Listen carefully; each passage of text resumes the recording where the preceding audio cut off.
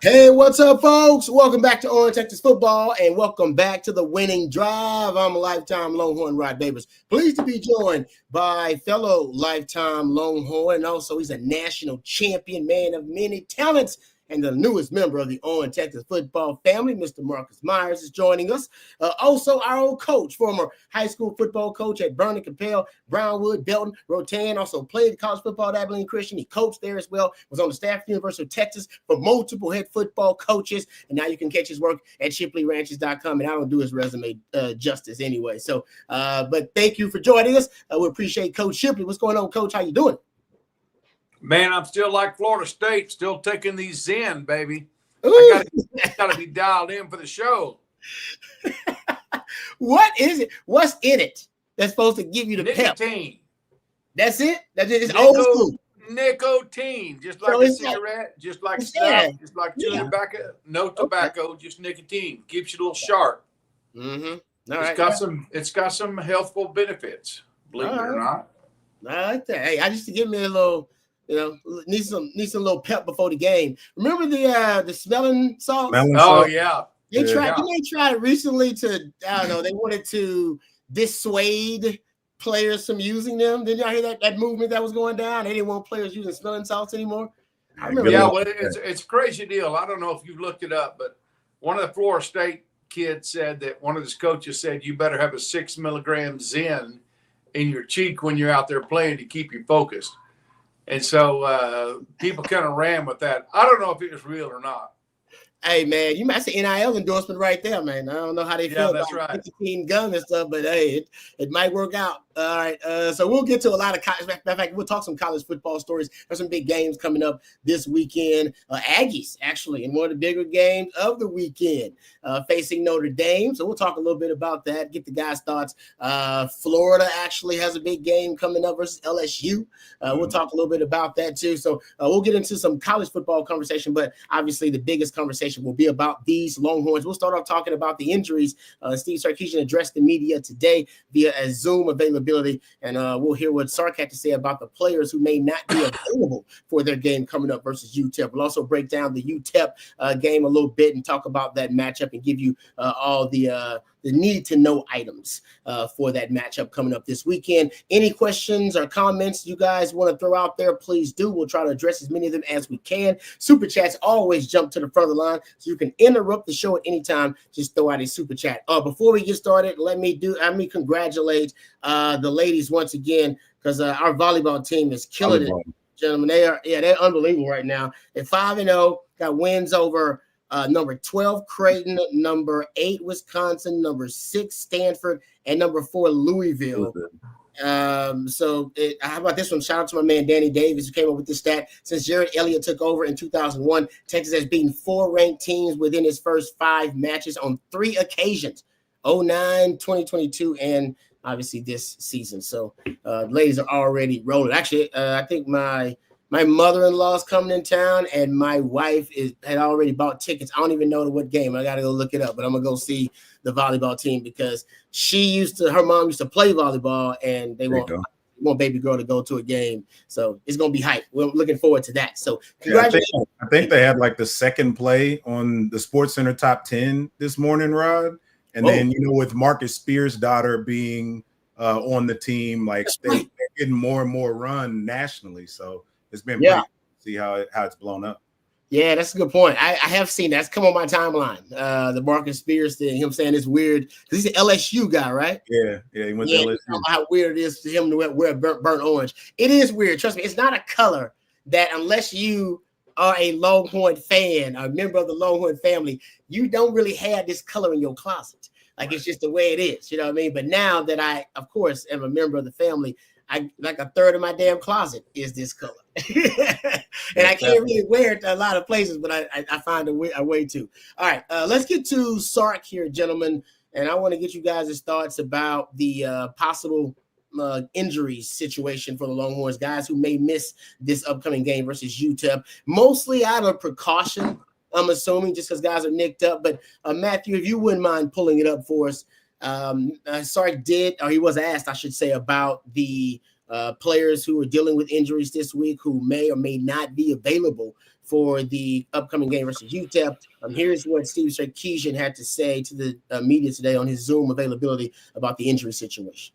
I think all those guys are doubtful to out this week. I don't have concerns about long-term effects about any of them, but I think we would be putting them at risk for long-term effects if we forced them back too soon. So that's where those 4 guys are at. All right, gentlemen. He broke it down for you. Trey Wisner, DeAndre Moore, Emmett Mosley, Alex January. With those guys doubtful to out, Coach, start with you. What players, any players at any of those positions do you need to see step up? Wisner. Trey Wisner. I want to see him come back and take this. Well, with him out, who needs to step up behind him? There's no doubt Christian Clark will need to step up behind Baxter. But it's not surprising at all. You don't want to. This is a long season, as you've talked about, Rod, for weeks. It's a long season. You don't want to take a chance on a guy, an Alex January, Trey Wisner, any of those guys, Mosley. You don't want to take a chance on those guys re-injuring themselves before they're ready to go, before they've been released. And this is, 2 weeks ahead of us are good weeks to rest those guys so that we go to the swamp in a couple of weeks. We'll be 3 weeks, maybe even 4 weeks. We do have an off week before we go to the swamp. We have a bye before Florida. Yeah. So it's 4 weeks till we go to the swamp. Let those guys get healed up, and let's start SEC play with our best 11 guys on the field, both sides of the ball. Yep, I like that. Marcus, what about you? Any young guys that specifically for you need to step up with some of these key players, key standout figures being out or doubtful to out for this game?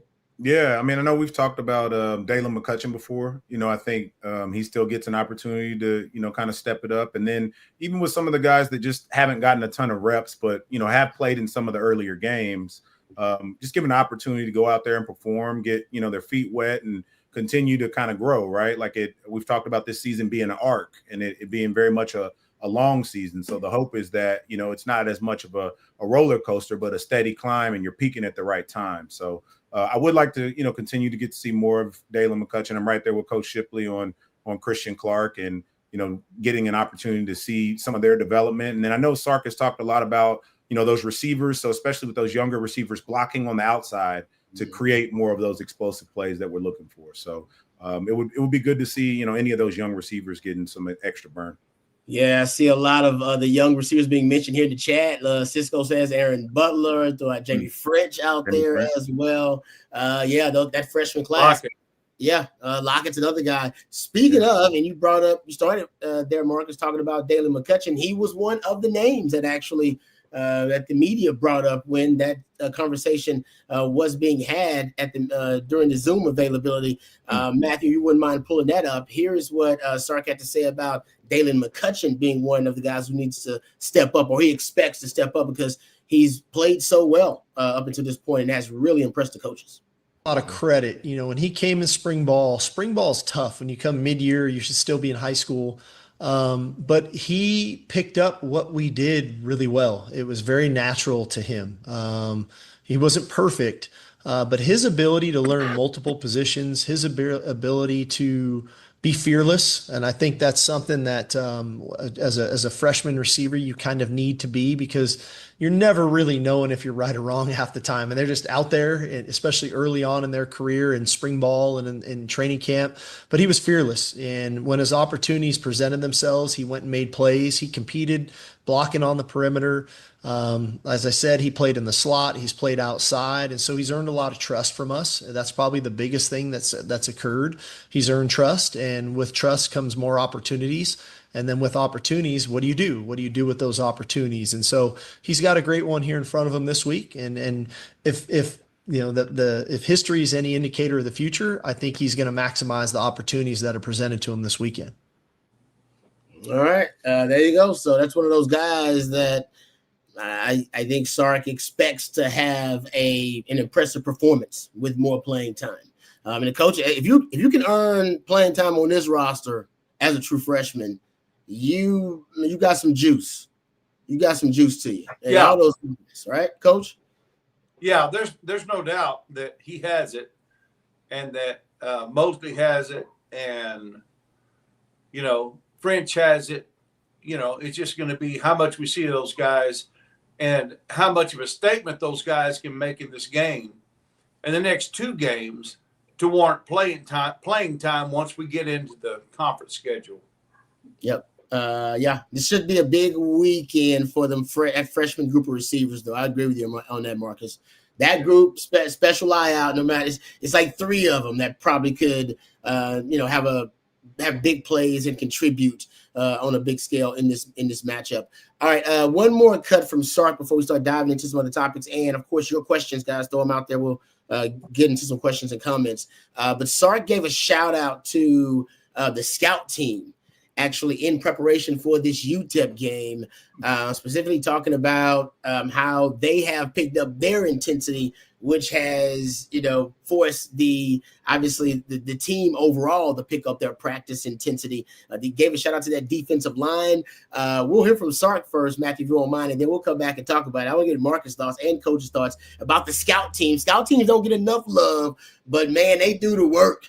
There's no doubt about it. Here is Sark talking about the intensity at practice, which he gives a lot of props to the scout team, of course. The intensity was as high as it's been all season, Tuesday and Wednesday. And I credit that to our scout team players. And you think about a lot of these guys on scout team, they're fighting for playing time. They want to play. And so that's a lot of their opportunity to show us, their ability to play, how to play. And so they raised the level of intensity, and that put a challenge on, the first team offense, the first team defense to perform. And so as that intensity rose, I think you could feel it on both sides of the ball. And we owe a ton to the guys that were working on scout team this week, because I thought they gave an excellent look. It was highly competitive. There's very talented people on both sides of the ball on those two teams. And so it made practice intense. It made it fun. I think the guys appreciated the work that we got definitely on Tuesday and Wednesday this week. Coach, that's one thing, we don't talk enough about. You bring in a really talented freshman class. A lot of those guys are basically going to make up your scout team. Yeah, of course, you're going to have some of them that can separate and transcend and contribute. But for a lot of them, that's going to be their role to contribute on the scout team. I remember they brought in a young VY, and he was on the scout team out there, giving us the business, Marcus. We were like, man, what is this? What is going on? But that's with, you bring in more talent. You're just lifting the competitive level of play at all levels of your team. That this freshman class they just brought in, this stellar class, a lot of them guys, I bet, are making up that scout team, and they probably out there giving guys the best look possible, I bet. Yeah, there's no doubt. And, iron sharpens iron. And it's an opportunity for those guys to show if they can beat the starting defensive secondary and linebackers, of this UT football team, then they deserve some playing time. And so I think it's a great opportunity for those guys to go out there, give it all they've got, show what they can do against one of the best secondaries in the country. And if they're successful in practice, they're going to be successful in games against this secondary, because I don't know if there's a better one in the country.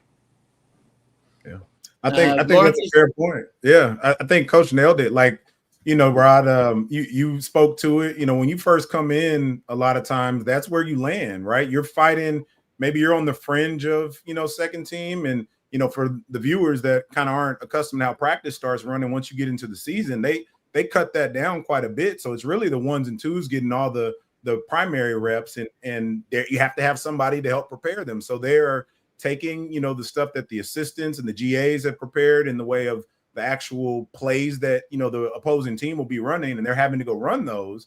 But within that, they're still competing, right? You're wanting to go out there and prove that you belong on that travel squad. If, when you're going on the road, you want to prove that you've, have the ability to earn playing time. So you're out there flying around. I remember, kind of to your point, Rod, I talk about them a lot, but like there was a point maybe in my second year on campus where our defense was really, really good, just like you guys were your senior year. and we had like Eric Hardiman on the practice squad, on the scout team. It was just like gashing our defense, and they were like a top 5 defense that year. This is defense led by Derek Johnson, Marcus Tubbs, all those guys.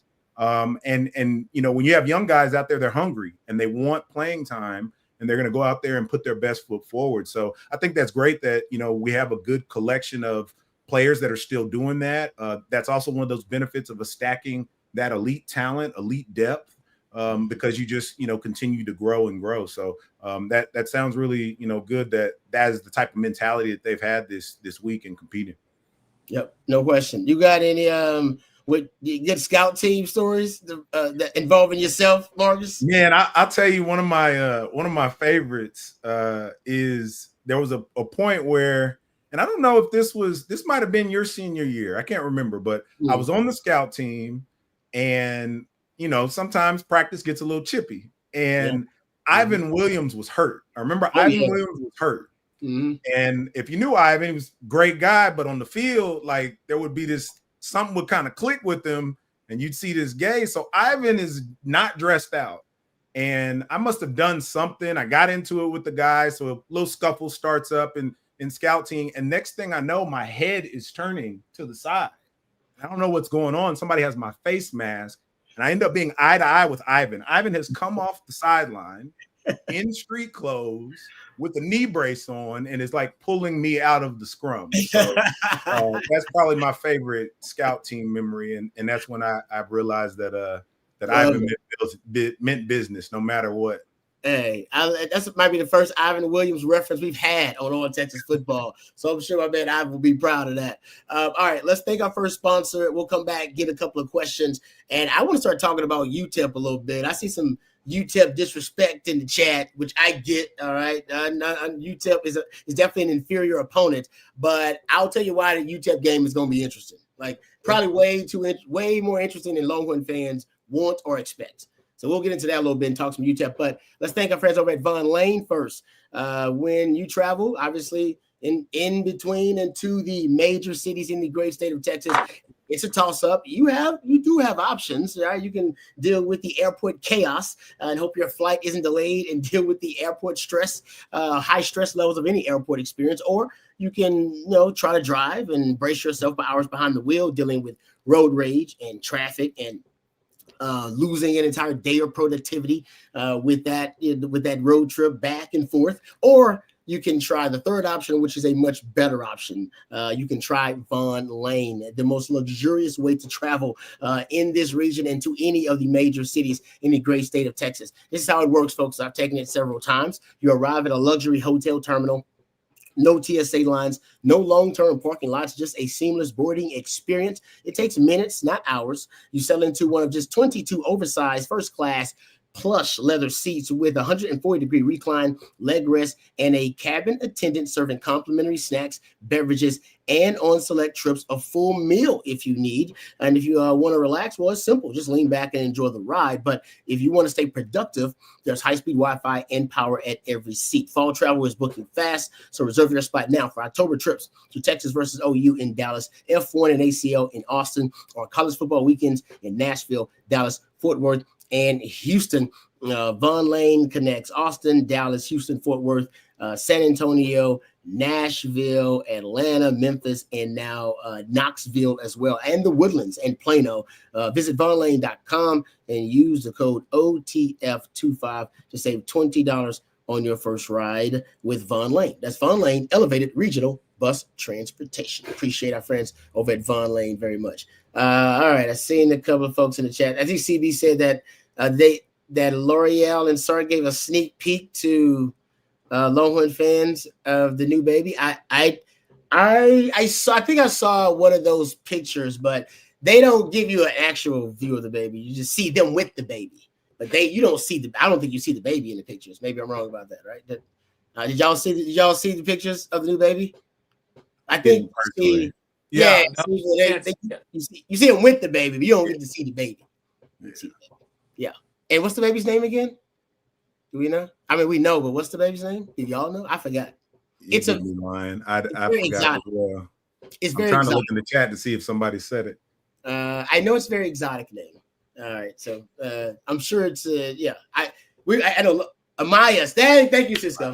Okay. Amayas. Baby's name is Sandman. Amayas. Yeah. That's it. Like I said, we know Sark didn't come up with that name. All right, it's a great name, but we know that Sark he approved it. But Baby Sark, that's what we can call him, Baby Sark. And they should play the Baby Sark song in the stadium when L'Oreal's like holding the baby in the box. Yeah, do Baby Sark do. They should make a Baby Sark song. Boom, get the crowd hype. Everybody just giving some love to Baby Sark out there. All right, let's get to a couple of questions. Hey, Daniel wants to know, Rod, how do you think Manny Muhammad and Jalen Gilbo have played thus far? I think Manny has played better than Jalen Gilbo to this point. Right. I do believe San Jose's picked on Gilbo just a little bit. Now, he made plays. Should have had 2 picks. He had 1, should have had 2 in that game. But I think, and then obviously Ohio State gave up the big touchdown. I mean, you're going to get beat at DB. Everybody does. You got to make more plays than you give up. And I think in the San Jose State game, at least you saw him making plays on the football. But I do think going forward, and I think UTEP may do it too, I think teams may continue to try to pick on him and Grayson Littleton. They're not purposely picking on Manny Muhammad. And Manny Muhammad's just been out of position a couple of times. This is why you got the holding call. And the first down catch by Carnell Tate, that was a really great catch though. That wasn't bad coverage. That was just a great catch. And sometimes that's the case too. Like you have good coverage, but a great catch. Like it was good coverage, but it was a great catch. So what they used to tell us, Rod, they're on scholarship too. And I guess you added it these days, they get paid too. So that was a hell of a throw too on that play. So I like the way Manny Muhammad's played. And I asked I recently talked to Parker Livingston. No, all right, Stun. I got it. Stun. Livingston. I talked to him, and Gringo Lightning, as he is known on our channel. I spoke to Gringo Lightning. I asked him like, "Hey, who gives you the most, problems in practice? Like, who's giving you the business? Because you're a beast." He said, "Manny Muhammad." He said he's hell to go up against that dude consistently. So, and I think Manny in practice is more confident than he is in the games. I've seen him in practice, and in practice, he's got this swagger about him, and because I think he's D'd up everybody out there at one point. So there's no denying his ability. And in the game, I swear I see him. He doesn't have the same swag, and I want him to transfer that because I have heard that about him. I've seen that from him in practice too. You think there's a matter of him trying to, on game day, tone it down just a bit, Rod, so that he doesn't, from a penalty standpoint, you can get away with a little bit more in practice sometimes than maybe in a game. That's fair. That's a good point. You're right. But yeah, I mean, you gotta go into the game having your alter ego. Yeah, like I had mine was Black Caesar, coach. I was Black Caesar on the field, and that wasn't the man that Marie and Henry raised. All right, that in a Christian household, that was a different person. That dude was raised by Tupac and Pimp C. And that was a different character on the field than I was, off the field. And I need to ask Manny what his alter ego is. It's a good question because every DB should have one. You shouldn't be the same DB. Now, prime time, maybe we was, you know what I mean?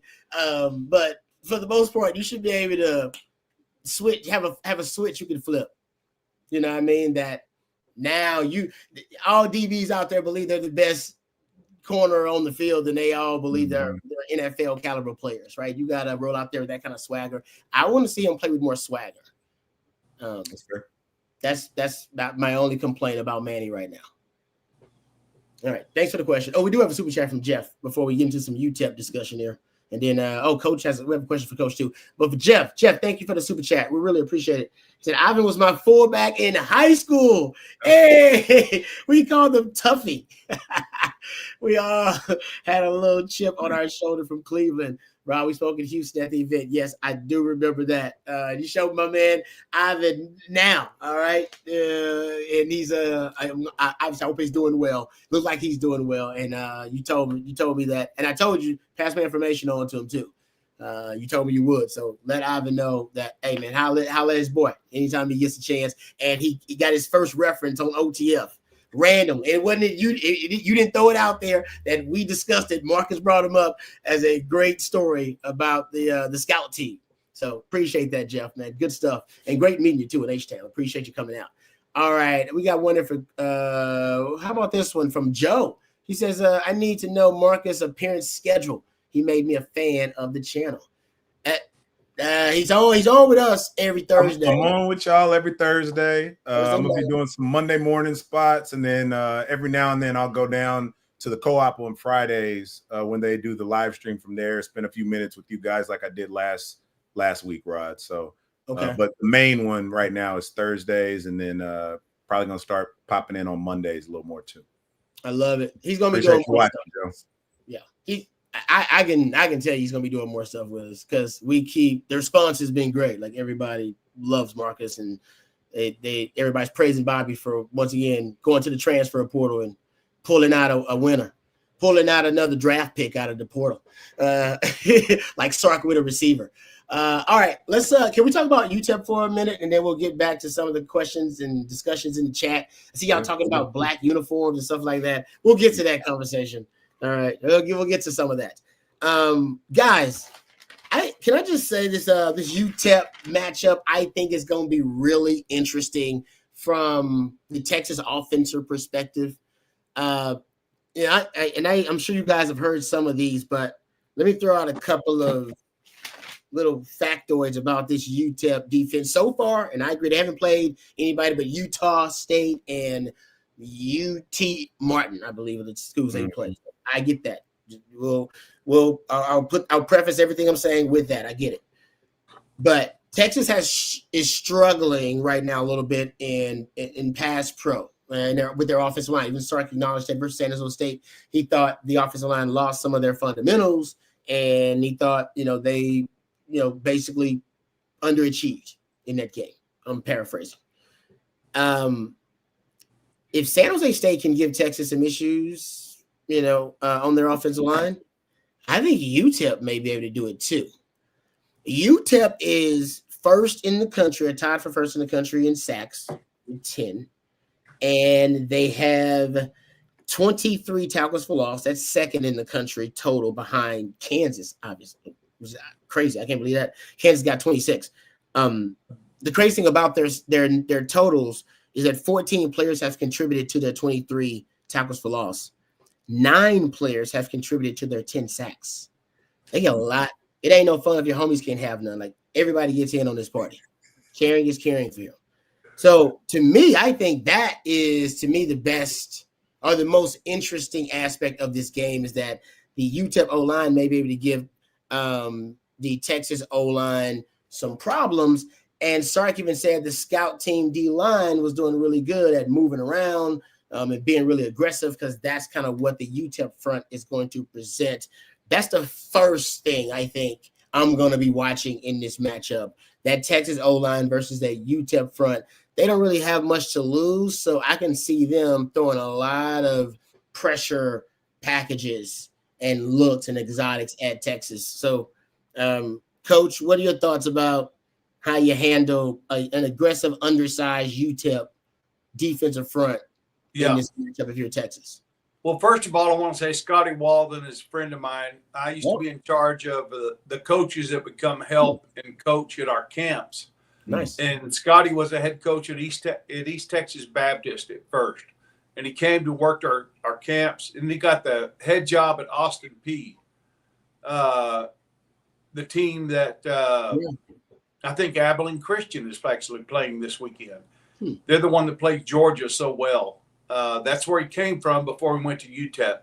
His defensive line coach is a young man named Chris Jones, who I tried to hire one time, who was a great defensive lineman at Brownwood, played out at Eastern New Mexico, got hooked up with Walden at East Texas Baptist, followed him to Austin P, and then to UTEP. And Chris Jones is a great coach. He's, I think he played at Hardin-Simmons, if I'm not mistaken. But he was kind of an undersized defensive lineman, but he was always he always played above his what most people expected him to do, because he was a little bit undersized. Yeah. And so I think he coaches these guys with a chip on the shoulder. And that's one thing that is difficult when you come in with a team that has a chip on their shoulder.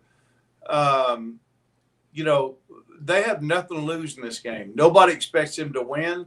Nobody expects them to play with UT. They have a great opportunity to come in here and show what they're made of and put their best foot forward and show the state what they're made of. Maybe they can play with us. Maybe they can't.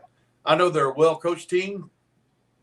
I know they've got a good football staff, a staff that's on the rise. And, of course, Scotty Wallen going to UTEP, obviously trying to parlay that into a better job at some point. A win against Texas or just a good showing against Texas would go a long ways to pave his way towards a little better job than UTEP. Wow, good stuff, Coach. Coach, that's why the coaching circle, the coaching network is a small world. That's why I did not know that, Coach. I had no idea. So that makes sense, though. Undersized D-line coach teaching a lot of guys who are undersized overachievers to that point. What are your thoughts, Marcus, about that? Because to me, I'm not worried about it. Like I don't want to stress nobody out. Like this is not, oh man, you kept coming in there. They go no. I'm just talking about presenting potential problems to Texas that may expose, obviously some issues that they need to address. And I do think, last week versus San Jose State, there was some leaky play on the O-line. They may be able to take advantage, especially in the run game. Even Sark talked about that sometimes that they were losing leverage basically, and guys were beating them to their man marks in the run game. Sure. I think that may be something they got to worry about potentially in this matchup. Yeah, I think it's one of those deals where as a offense, you challenge yourselves to really be physical, to compete at, even higher level. And, the saying always goes, everybody has a plan until they get hit in the mouth, right? So I think our offense needs to take that personally and do that. And that slows up that pass rush. That, once you really prove on the field that, you understand what they're capable of. Yes, you respect all your opponents, but from a talent standpoint, we should go out there and handle business. So I think, the perfect way to kind of solve that is you run right at them. Try not to do anything too cute. Make sure that your communication is really sound up and down along the offensive line, because that's going to be key, handling any type of stunts that may be thrown their way. And just go out there and show them early, right? That's always the key, is you got to get out there and prove to them early that they're not supposed to be on the same field, because they're going to come out hyped up. Coach Brown used to tell us all the time, this well, Rod, you too, Coach Sipley, like it's everybody's Super Bowl. They've been told all week and off season leading up to the game that, Texas didn't want you, right? And they didn't recruit you. So you have to go out there and prove it. And guys want to do that, because something else I've been kind of hearing in kind of the national conversation, especially with the transfer portal being more and more of a thing, is a lot of times these, I don't know what they're calling them, G5 schools or whatever it is these days. They look at it as when they're playing these top opponents, that's some of their players' ability to go out there and put out really good film and then potentially get an opportunity to transfer to another school, right? Because sometimes those schools are taking a look at, okay, who's the guy that gave us the most trouble, even in a game that we ended up winning? Maybe we can go pluck them off of a roster. So this is some of these guys, opportunity to really make a name for themselves. And our players have to be understanding of that and make sure that their assignments sound. But when it gets down to it, it's man-on-man football. You have to be able to go out there and whip the man in front of you. So that's what I'm hoping to see from the offense, is just being out there physical and imposing their will. I think that's something we haven't really seen just yet. And to be able to go out there and impose their will. Yeah. George said, if they're so great, why they lose? You just say, I'm not saying they're great. I'm just saying you can't deny having 10 sacks in 2 games. How many sacks does Texas have? There you go. Yeah. How many tackles for loss Texas got? They playing 2 games too. Yeah, one against Ohio State, but also one against San Jose State. It's not easy to get those kind of plays. It's not easy to create havoc like that. You're creating havoc at that kind of rate. You're doing something, especially when you don't have a ton of talent, especially when it's 9 players contributing to a 10-sack total, 14 to a tackle for loss total. That means it's not just one guy that's a freak. He's an NFL guy. We can take him away. No, it's a scheme. So that's why I think it's interesting. Like I said, I'm not trying to scare anybody. And Richard says the O-line struggled against a smaller D-line. One game isn't a trend. Remember, Arizona State was smaller. Yeah. Beat you to your landmarks. Yeah, that didn't mean that they're inferior. Yeah, I expect the defensive line for UTEP to move around and be very similar to what we saw last week in San Jose State, an undersized defensive line trying to make something happen on line of scrimmage. Yep. Cordy says quickness trumps big humans in some certain situations, but that's why if you want to go power, and maybe that's what Sark's going to do. They played 12 personnel last week with 22 plays. Guys, they averaged over 20 yards per attempt, 12 yards per play out of 12 personnel. You could just add another hat, add another gap, and be like, man, we're running downhill on y'all. We outweigh you by 35, 40 pounds a man. We're just going to run downhill on you and play bully ball. You got to have the running back to do it, but Texas could decide to do that. They've been running a lot more power packages and power and gap schemes. They've been under center more. That could happen. So I'm not saying Texas won't have a plan for it. It's just an interesting way to look at it. I see some folks in the chat. There's some ball knowers in the chat. I like that. Not a felon says Ohio State showed you how to beat Texas.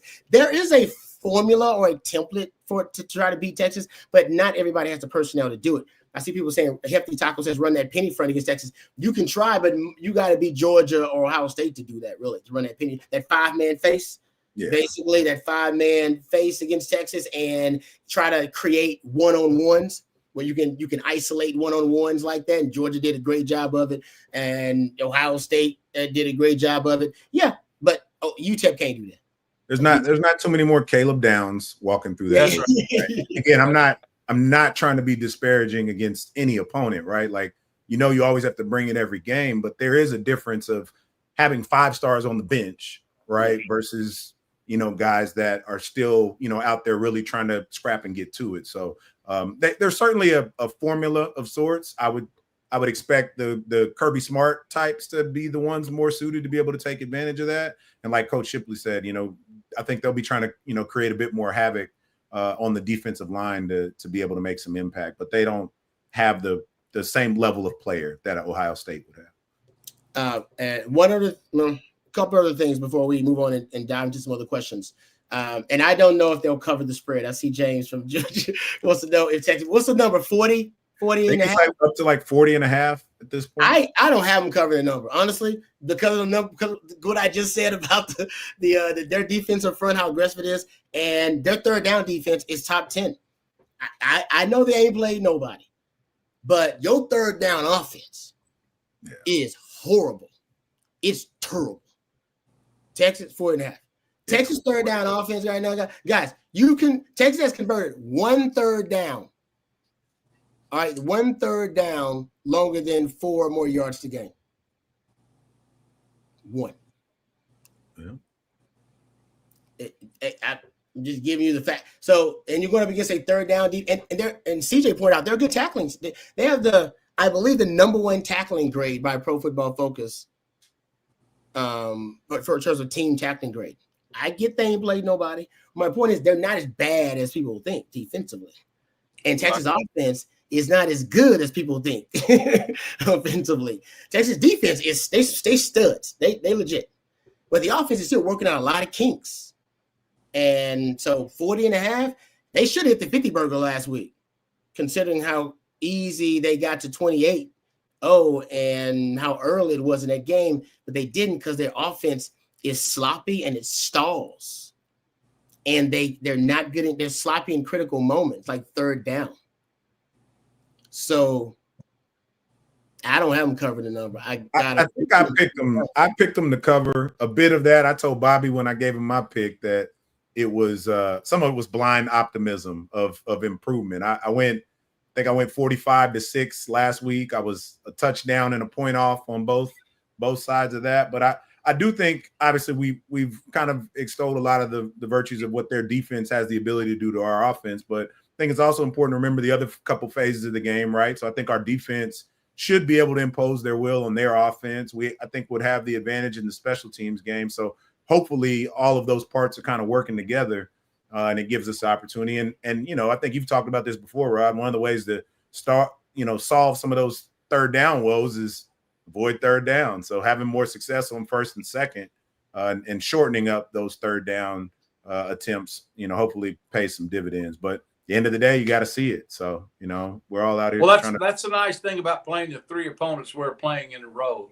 It's going to allow us to work on those things and see if we can solve those problems before we get into the meat of our, schedule. And so I think it was good scheduling. It's going to be good timing for our football team this week and next week, to work against what seems to be inferior teams. But also we need to be able to impose our will on them and come out of these next two games like a team ready to win the SEC. This is, I think, something Texas could and should and probably will take advantage of. They're 104th in pass efficiency defense. They're even worse in actual pass defense. And they've given up some chunky yardage, some explosive plays in the passing game. So they're an aggressive defense because I don't think they know they can't hold up for too long. Right. They're like, no, we got to be aggressive. We got to get the ball out of this person's hands, and we got to – because otherwise they can really be able to capitalize on some vertical shots. I think Texas will be able to do that in this matchup. So, all right, there you go. That's the only reason I think the matchup is really interesting. Malachi, any thoughts on the offense, guys, for UTEP versus the Texas defense? Other than Malachi Nelson, guy was a 5-star, so he's a high-level quarterback. I think it comes down to it feels cliche to say it, but I think Coach Rod, you both understand it. Like it's playing to your own standard. I think that was probably a portion of what they were suffering from a bit. You might have had a little bit of a hangover coming off of Ohio State, but you have to.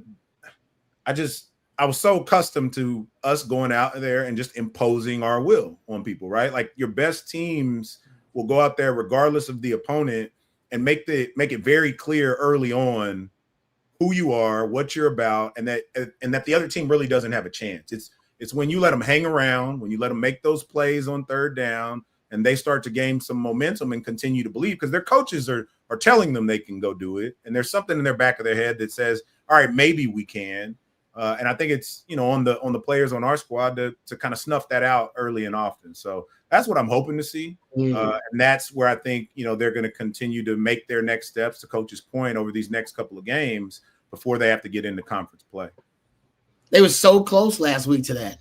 Yep. That Sark run early on, I thought, oh man, all they need is to really put the nail in the coffin. It's like 2-3 good drives offensively in the second half. This thing is more than done. And obviously it was never San Jose State was never really competitive against Texas. But like you said, the killer instinct for Texas to put them away totally. That was something they couldn't do. And I think it's because of the offensive inefficiency. All right. Before we get to more questions, let's thank another sponsor. Thank our friends. Thank Ryan Bingham, actually, from Bingham's Bourbon. That's right. This episode of Owen Texas Football brought to you by Bingham's Bourbon, created by Grammy and Oscar-winning artist Ryan Bingham. For years, Ryan turned down offers to just put his name on any bottle. No, it mattered to him. He instead wanted a bourbon he could be proud of, one that stayed true to his Texas roots and where the music comes from. That's why he built Bingham's from the ground up, a Texas-certified whiskey made with 100% Texas-grown grains, distilled and aged in the searing Texas climate for a bold, unmistakable flavor. From the hands of local Texas farmers to the barrel to the glass, every drop is a tribute to the land, the craft, and the people who shape it. Bingham's Bourbon, proof that Texas makes a damn good bourbon, available now across the great state of Texas. You can find details at binghamspirits.com. All right, thank you very much to our friend Ryan Bingham, and thanks to Bingham's Bourbon for sponsoring the winning drive. All right, let's get back to some questions here. Jason says, coaches need to buckle down on the wide receivers to block effectively. Pull up the tape from Jay Witt. Thank you, Jason. Coach, what are your thoughts? Wide receiver blocking. I know you know a lot about wide receiver play. I heard Jerry talk about this too, and Sark has brought up wide receiver blocking on the perimeter. That could be the reason they haven't broke more of these big runs downfield. Yeah, no doubt. We need to improve on that as much as we like that quick game outside. it really requires our offensive receivers to do a great job of blocking. And so far, I don't know that I've seen that sense of urgency for those guys. You know, at least get a holding penalty, get something, you know, to show that you're really out there trying. You know, Livingston did. I don't want to First play, Livingston got a holding call. Well, yes, he did, and that was a questionable call in my opinion. Oh, okay. Yeah, I thought it was a little cheesy call, but okay.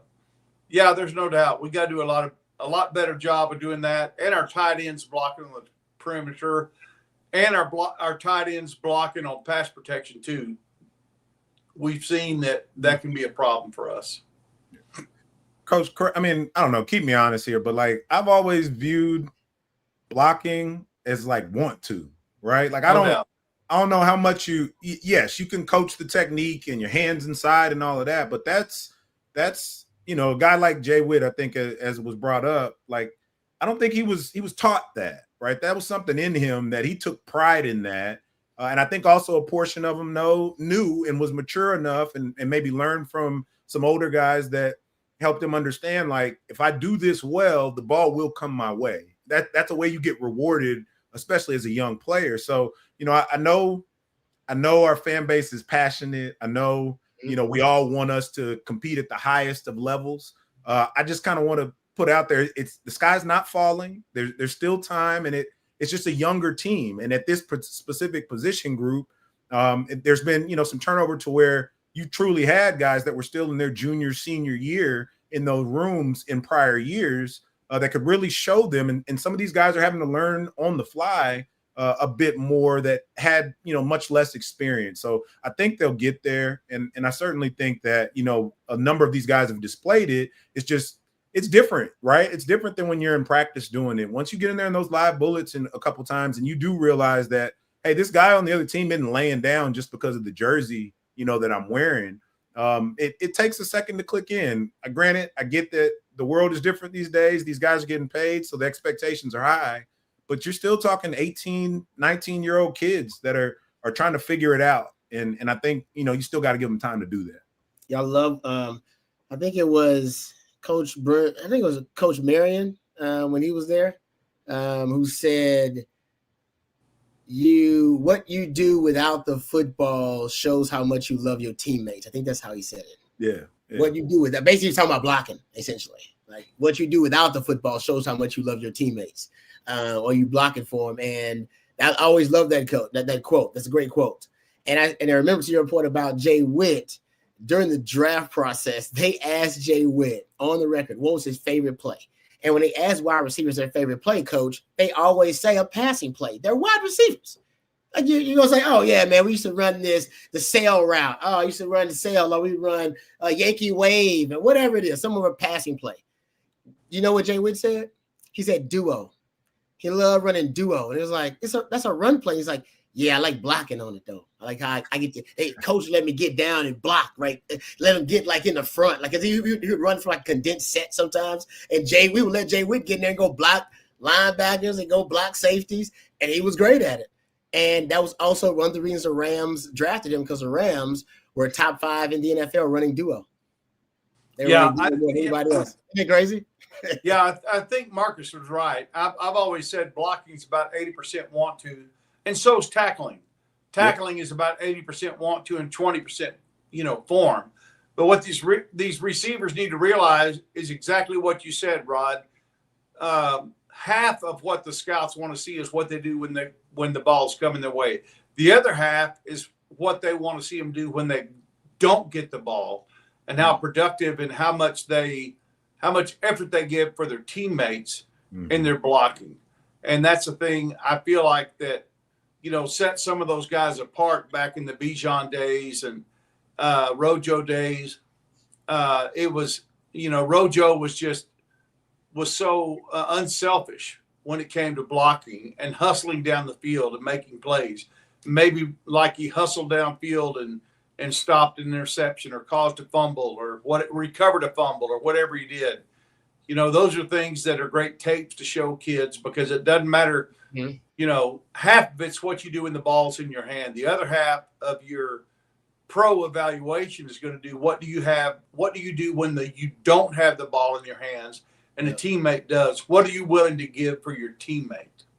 Yeah, it comes down to effort, right? It's just, are you out there every play giving it as much as you can and staying within the confines of that play? And I think, again, it's not just add water and it happens. Like, for some guys, it takes a little more time, and maybe it's taking a little more time for this group than we'd like. But again, that's why you got a long season. I'm just not ready to give up on them just yet. No, and they're missing Emmett Mosley from that standpoint. From what I hear, bigger body guy that I think it would be a difference maker in blocking, like you said, Coach, on those wide receiver screens. That's why that wide receiver screen game hadn't worked for Sark this year. Yeah, they don't have much mass out there. Yeah, the guys just can't get in good position to make that first key initial block before the guy comes and blows it up. So that was an extension of Sark's running game.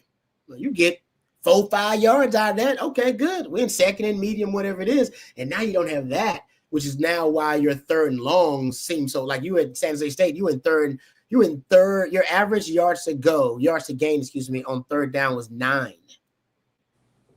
Now almost 10. Actually, I think you rounded up. It was like over 9. Like that's a wild way to live. Like that's no way to live. No. That's a stressful way to live, Coach. That means the defense is always at an advantage in that third down situation. I see a bunch of folks in the chat. They're talking about Michigan and OU, but there was even like that clip that was making the rounds of, the Michigan threw a quick screen out to the running back and nobody even touched the guy, and the running back got decleated. And he kind of just gets up. One of his teammates tries to, hold his hand out to, help him up, and he brushes him off, right? And just kind of jogs off the field. So I only bring that up to say this isn't an isolated Texas only thing. Like, it's not like there's these just behemoths around the country and everybody knows exactly who that team is going to be. I think as the season progresses, that'll unveil a little bit, but everybody's going through their growing pains right now. And the more you get, film out there and more games under their belt, you'll learn who everybody's really supposed to be. Yeah, I like the theory that you're getting sloppier football at the opening of football season, not only because, it takes time to get continuity and the reps together, but you got more transfers than ever before. So guys contributing who just got there. So it takes them even longer to get acclimated to the team, the scheme, all that kind of stuff. And that teams could now, with the playoffs, actually be like the NFL, playing their best football, like right around the time when you need to be peaking. And that's what the NFL is. Somebody brought this up on Coffee and Football, I think, to Jerry and them the other day too, Rod. The COVID seniors aren't there anymore. So your teams aren't as old as they have been over the past few years. That's a great point too. Yeah, so you're younger and less continuity overall with that group. All right, let's thank another sponsor before we come back, answer some more questions. Let's thank our friends over at South Point before we move on. Texas football fans, you can score an easy extra point this season when you get to the point with our friends over at South Point Dodge.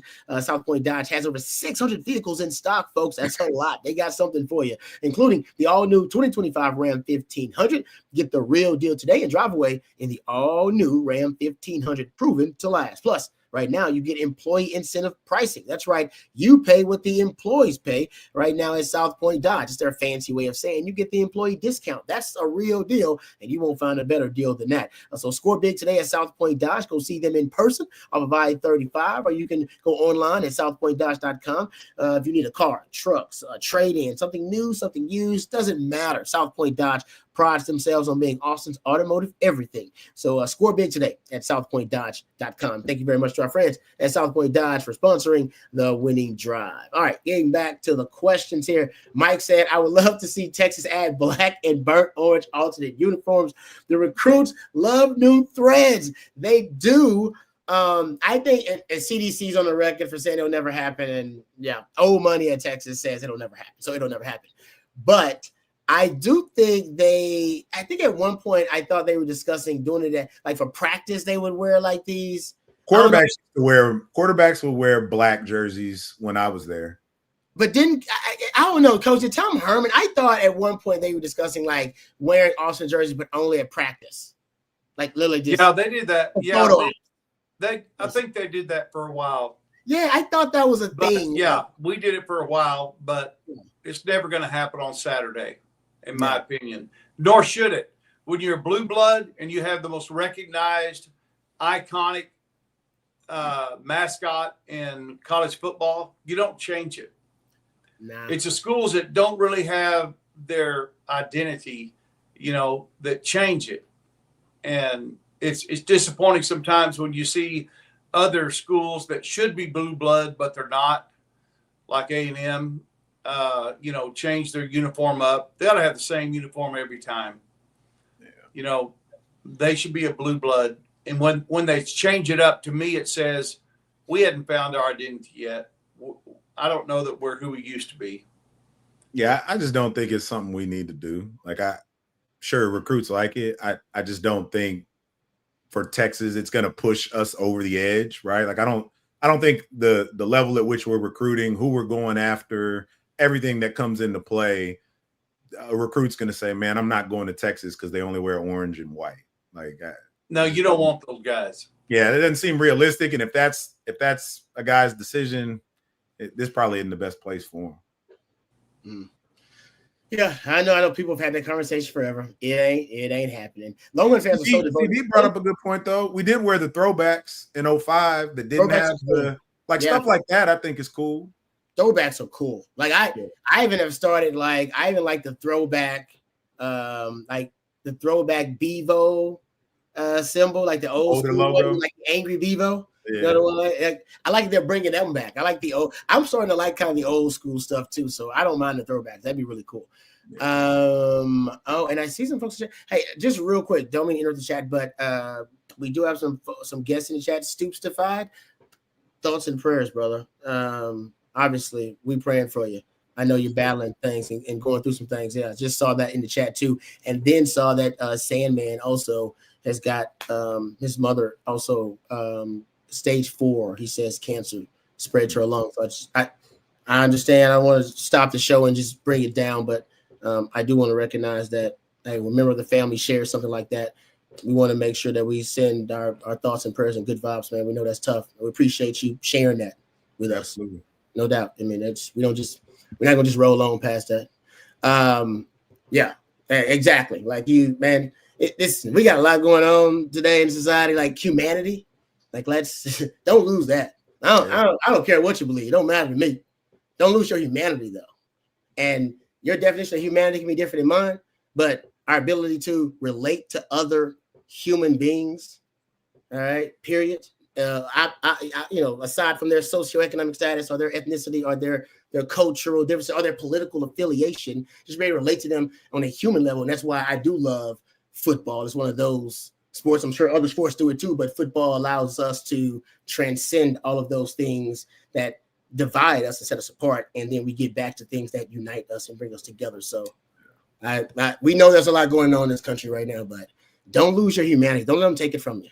Yeah. Don't let one thing define who you are, because humanity is complex and it's got layers, and those layers will allow us to relate and connect to one another.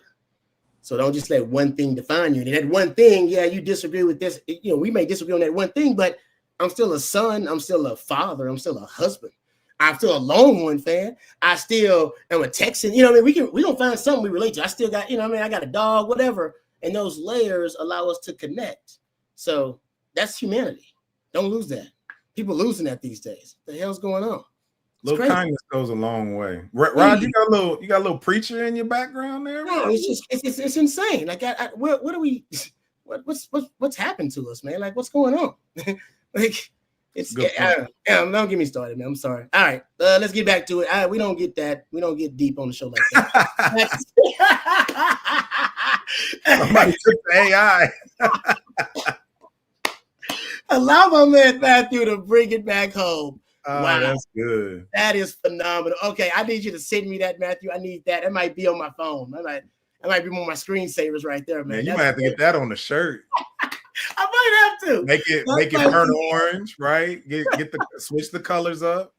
Every time I make a decent point on here, Matthew, I need you to bring that up, man. Yeah, Black Caesar to the rescue.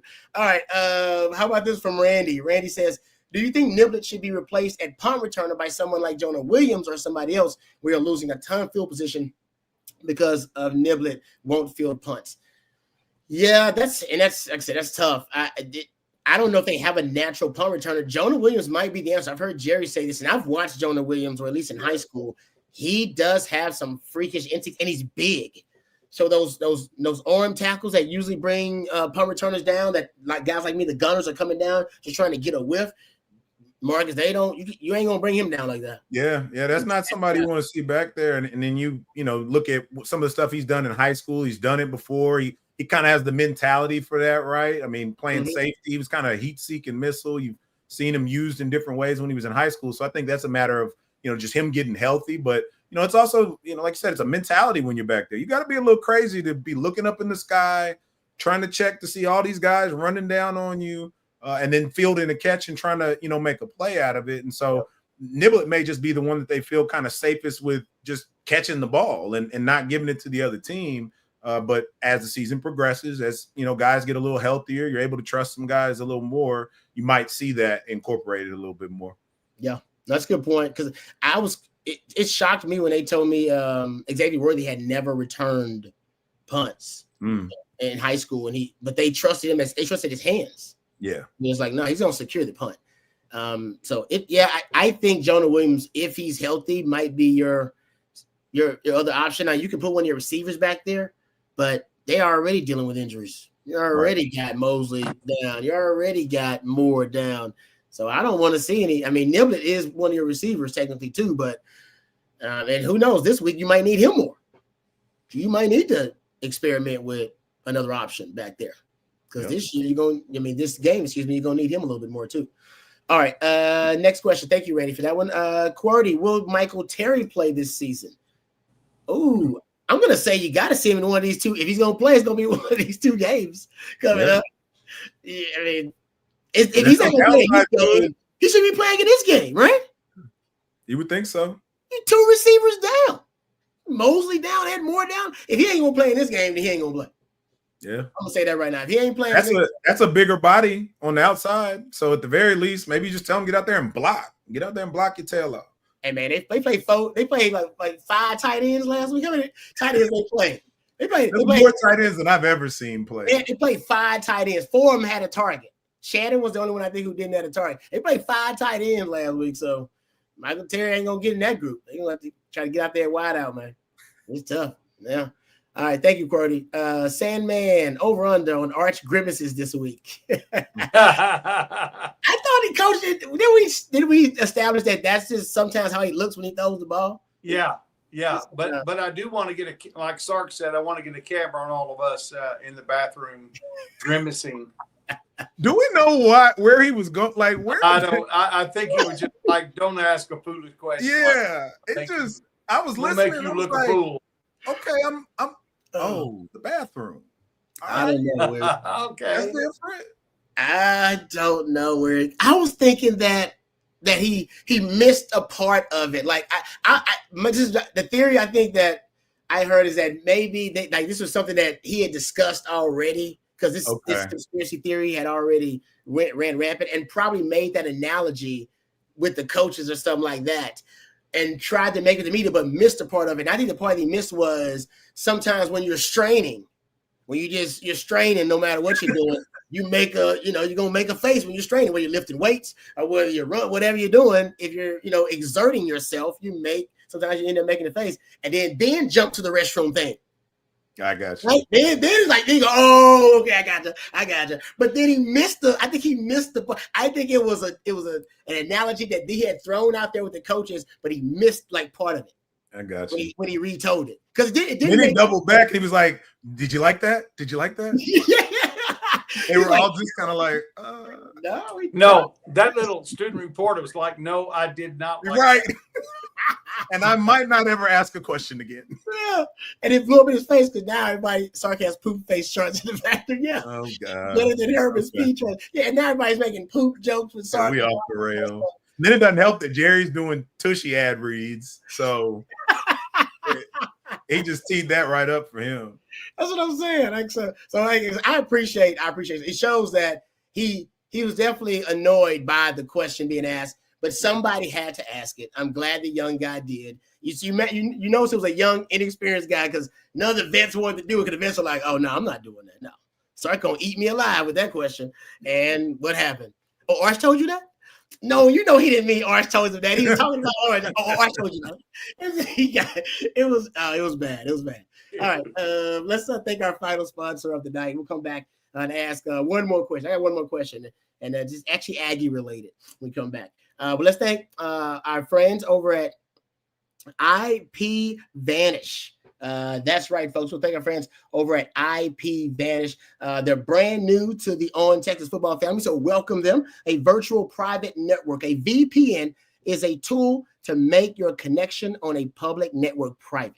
All right, now IP Vanish creates a layer of protection between your device and the internet at large. With IP Vanish, not only is your Wi-Fi activity shielded from others, but your physical location is too, which determines the media, news, apps, and websites you can access. So if you're interested in a safer way to use the internet, try IP Vanish. Monthly, annual, and biannual rates available. Go to ipvanish.com. That's IPVANISH.com/on Texas. So ipvanish.com /on Texas, or follow the link in the description of this episode. You can see it right there.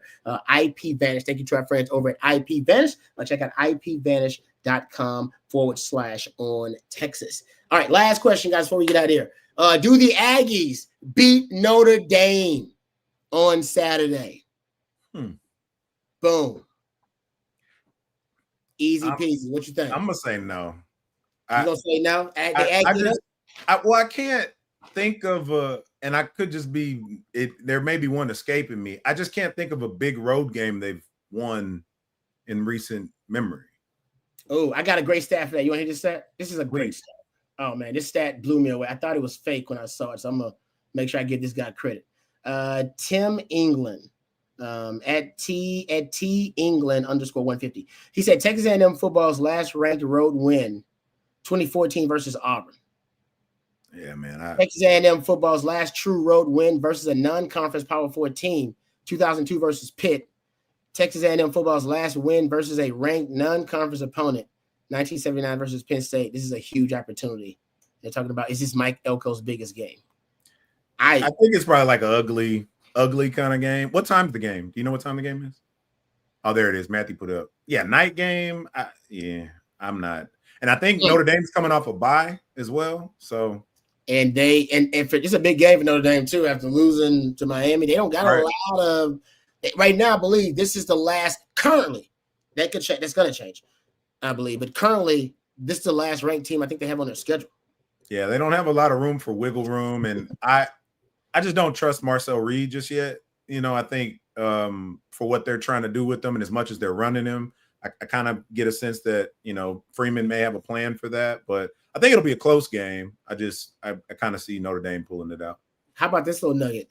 38% run rate right now for A&M. They're throwing it early. Yeah, see, But they got Concepcion. They got Mario Craver. I like Concepcion. He's a really good player. Like he's going to give us some fits if he's still healthy at the end of the year. But I just night game. Reed on the road. It's probably his first kind of true big night game in that kind of environment. I think they went to South Carolina last year, but South Carolina and Notre Dame aren't quite the same. So I'm gonna take Notre Dame. Oh man, I hate to take the Aggies because when I do, they always make me look stupid. It's like you pick the Aggies, of course. Well, go ahead and pick them, and then hopefully they make. Oh yeah, I don't know if I'm picking. Yeah, I'm still not sure. I think the Aggies. Oh man, this is a perfect opportunity for them to really catch Notre Dame when they're down. But Notre Dame's gonna be desperate and at home, and I think Freeman is a hell of a coach too. Yeah. So.